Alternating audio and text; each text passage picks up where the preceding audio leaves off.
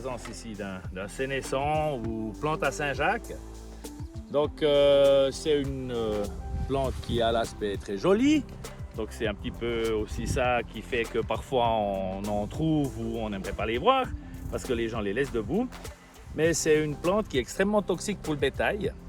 Ça attaque tout le système digestif, principalement le foie. Ce qui est une particularité de cette plante, c'est qu'en fait, elle garde sa toxicité autant à l'état fraîche qu'à l'état séché, donc dans le foin ou dans l'ensilage. C'est des grands dommages au niveau du système digestif, principalement au niveau du foie. Et ce qui est spécial vers cette plante, c'est que les dommages au foie sont irréversibles.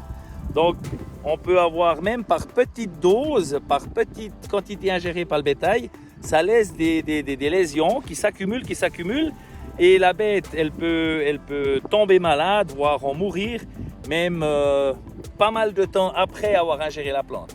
Donc ça, c'est quand même une particularité.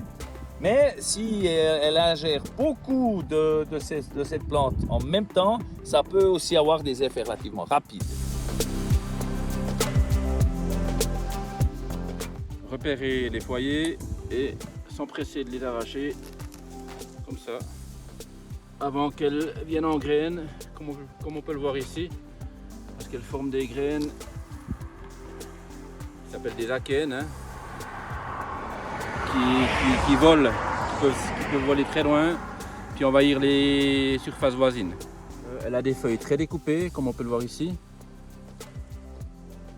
et puis elle a des capitules comme par exemple une marguerite, et puis en général elle a 13 pétales. Également sa tige qui devient violacée en vieillissant. Il s'agit de procéder à l'arrachage des plantes plutôt vers le stade floraison, mais au plus tard au stade floraison. L'idéal c'est de le faire dans les conditions humides, comme ça la racine peut venir entièrement. Si la racine ne vient pas complètement, c'est clair qu'elle va pousser les années suivantes parce que c'est une plante qui est bisannuelle voire pluriannuelle, donc pérenne. Donc c'est important de suivre les foyers après la première campagne d'arrachage.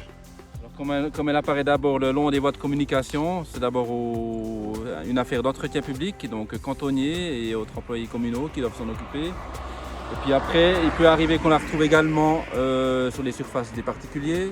Donc là, c'est important que les particuliers ne laissent pas se développer, donc plutôt des villas, etc. Puis après, par la suite, ça peut devenir un problème agricole si cette plante s'égrène et vole dans les parcelles voisines.